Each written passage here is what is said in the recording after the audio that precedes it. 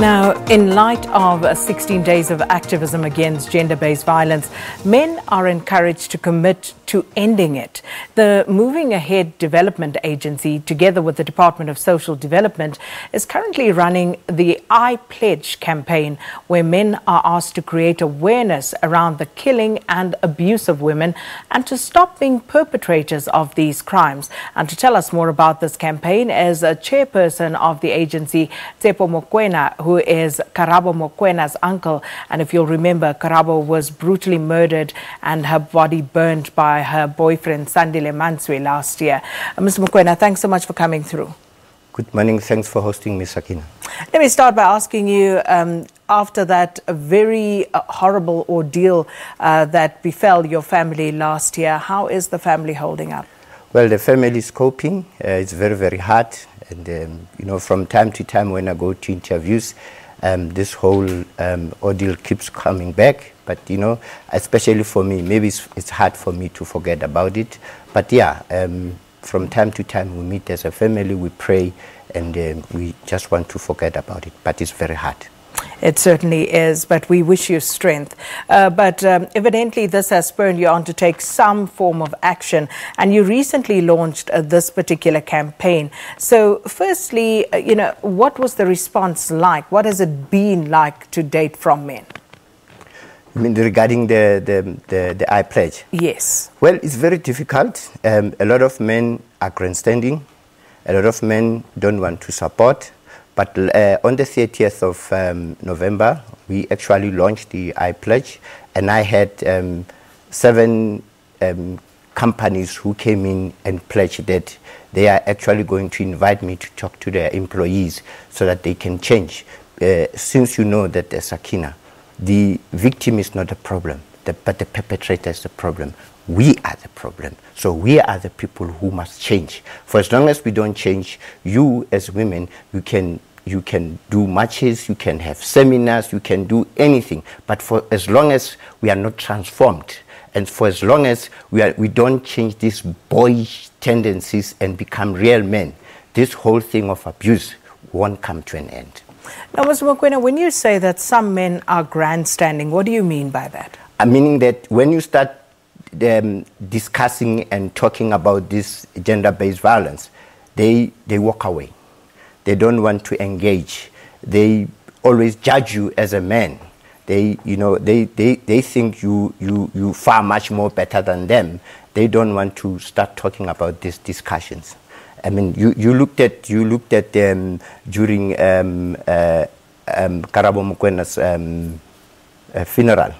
We had more women who were supporting us than men, and that's why I'm saying it's grandstanding. So I mean, that's how I looked at grandstanding. Now, given that obstacle, surely that makes your work so much more difficult in getting men then to come out and actually pledge to do their bit to stand up against violence and, you know, other heinous crimes perpetrated against women. So what are you doing uniquely in order to entice men, to convince them to come on board? Look, I'm now beginning to talk to CEOs of companies, MDs of companies, so they can buy our T-shirts, and so they can also give us an opportunity to hold workshops in companies. And I go to prisons as well, and I talk to the inmates who are about to be released, so that they don't go back and do the very same crimes. But look, it's very hard. But we're getting there. I'm not going to despair. And like I said to you earlier on, remember when HIV/AIDS started? Okay, we were scared to buy condoms. You'd hide. You'd be judged to buy condoms. But today, because of there were workshops and people started talking about HIV every day, we actually go with pride and buy a condom in a filling station. So I think that time will come where perpetrators change and where perpetrators come home and start to change their mindset. So in the conversations that you've already had with men in some of these workshops, what are they saying is the reason why they do not want fight to be perhaps not prescribed to, but be led by women in this fight against gender-based violence? Well, I think they've got so many excuses. Some men, they would say that some women are abusive, and therefore they don't want to talk, and they don't want also to be listened. But then my argument would be like, if an organization like Shutdown can have a 2-day seminar and talk about their ordeal or talk about their frustrations, why can't we go out and start talking about what is happening on the other side? Because there are lots and lots of men. When I do workshops, there are lots and lots of men who say, we are also abused, we are also bruised. But the difference is they are quiet, they don't want to talk about it. So that is always a concern, you know, when we're talking about coming up with measures to fight against the scourge of abuse against women, and then we bring men into the equation almost on an equal footing. So is that something that you are concerned about? Because the issue here is not that men are not abused. I'm sure there are men who are abused, no doubt about that. But the overwhelming majority of victims of gender-based violence are women. Well, yes. Remember, women are more in numbers as well, and then and it is and patriarchy is an old thing. I think mentally and the way we think as men is just that instead of us discussing or instead of us walking away out of a situation, then we use strength to resolve the problem. So I think that is the biggest thing in our country, that men have always thought that the only way to resolve the problem is to use strength, or is to abuse physically, or is to kill. For instance, if a woman says, I don't want you anymore, what do young men do? They kill you. Because of then, if I can't have you, no other man will have you. So in this I Pledge campaign, what exactly would men be pledging to do? Okay. Men must pledge to change. Men must change to move away from the boyish tendencies to become real men. Men must agree that we must sit down and start talking about this issue of the gender-based violence. Men must pledge to love their women. And men must now pledge that they will stop gender-based violence. But how do you actually measure the effectiveness of a campaign like this? Because beyond just pledging, how do you support men? How do you make sure that you are there should they find themselves in a moment of weakness where they're about to fall off the bandwagon? What do you do?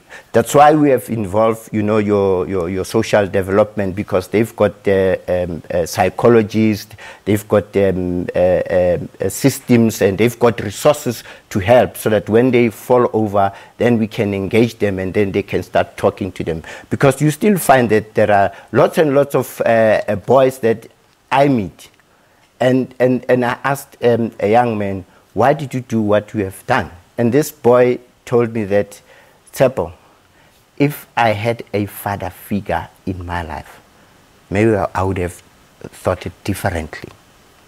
So we need to continue to talk to men and to try and transform men, and I'm sure these workshops will help us, and I'm sure these dialogues will change men and transform them slowly. It's not going to be easy, but it has to be done. The problem is now we have a problem. Now we must think of how are we going to solve that challenge. And how are you planning on doing that? It's by holding workshops, it's by trying to convince men to change, it's by engaging men to open up, it's by, you know, having those dialogues, and it's also, you know, to talk to men that can we then discuss amongst ourselves. And also the most important thing that we do as well as men is what we say with our mouth. Because there are things that we say with our mouth that actually we think that it is good and it's not good. I'll give an example, Sakina. we see it as men. You know, sometimes what we say, that's what kills us. A woman walks past, okay, and then men will always ask themselves, who's that woman? Then I'll say, I've chopped her. And okay? You're saying that just to raise your stock in the eyes of your friends? Sometimes it's to raise your ego, but sometimes it's because you have done it. But what are you saying to other men? You are saying, yes, we have chowed her, so what? Can you go and chow her? Oh, wow. We have a very, very you long understand? way to go. And then the next question is, how was it like? How was it like? So, is she this orange that you can pick, or is it this apple that you can pick and taste? If it's not, if it tastes bitter, you throw it there. If it tastes good, what? Because now the question is, how was it like? If it was good, then are you engaging them to say go and taste? Or are you saying it's a bitter apple? What are you saying? Those are the conversations that need to change. Yes. So I wish you well in this endeavor, because evidently it's not going to be easy. But thanks so much to Tshepo Mokoena, who's the chairperson of the Moving Ahead Development Agency, which, along with the Department of Social Development, is currently running the I Pledge campaign, where men are asked to create awareness around the killing and abuse of women, and also to stop being perpetrators of these crimes. Let's take a break, and we'll be saying goodbye on the other side of that.